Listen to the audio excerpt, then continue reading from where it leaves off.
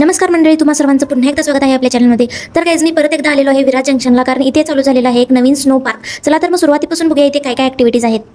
लेकिन एक सेकंड,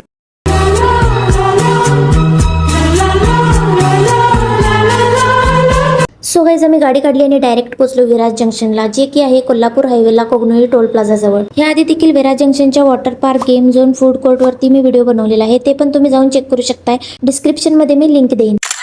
तर पोचल्यानंतर सगळ्यात पहिला पोटापाण्याचं काम केलं, मस्तपैकी पिझ्झा वगैरे खाल्ला आणि आता डायरेक्ट गेलो स्नो पार्ककडे. इथलं पर पर्सन तिकीटचं प्राइस 795 रुपीज आहे, म्हणजे अप्रॉक्सिमेटली 800 म्हणू शकतो. तर आत आल्यानंतर बर्फात जाण्यासाठी जे लागणारे साहित्य असतं, शूज, जॅकेट, ग्लव्स वगैरे सगळं इथं प्रोव्हाइड केलं जातं. त्याच्यासाठी कोणतेही एक्स्ट्रा चार्जेस घेत नाहीत, ते तुमच्या तिकीटमध्येच इन्क्लूड असतं. तर फटाफट मी ते सगळं घातलं आणि रेडी होऊन आत गेलो. आत जाऊन बघतो तर काय सगळीकडे नुसता बर्फच बर्फ, एकदम असं मनाली काश्मीरला आल्यासारखं फील होत होतं. एवढं थंडगार वातावरण होतं की जॅकेट घालून सुद्धा थंडी आवरत नव्हती. तेवढ्यात मला तिथे सॅन्टा क्लॉज वाली गाडी आणि हरिण दिसली, तर त्यांच्यासोबत जाऊन मी थोडं फोटोशूट केला.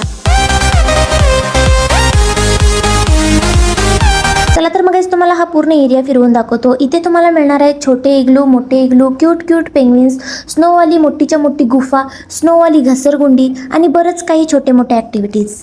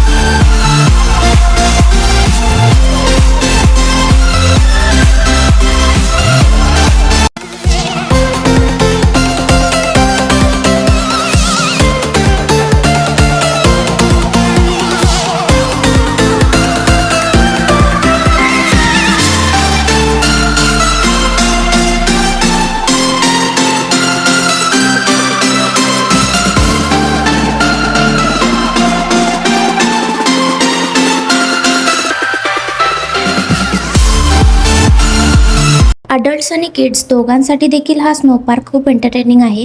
तर माझ्या ओव्हरऑल इथल्या एक्सपिरियन्सवरून मी याला 5 आउट ऑफ 4चं रेटिंग देत आहे. खेळून खेळून माझं काय पोट भरत नव्हतं, म्हणून आमचे हे मला वडून घरी घेऊन गेले. इथले जामून शॉट्स मला खूप आवडतात, त्यामुळे बाहेर आल्यावर सगळ्यात पहिला मी इग्लो आईस्क्रीमच्या शॉपमध्ये गेलो, पण जाऊन बघतोय तर जामून शॉट्सच संपले होते. त्यामुळे यावेळी मला आईस्क्रीमवरती काम भागवावं लागलं. टेस्टी आईस्क्रीम खाऊन आम्ही घरी निघालो. चला तर मग आज भेटूया पुढच्या व्हिडिओमध्ये.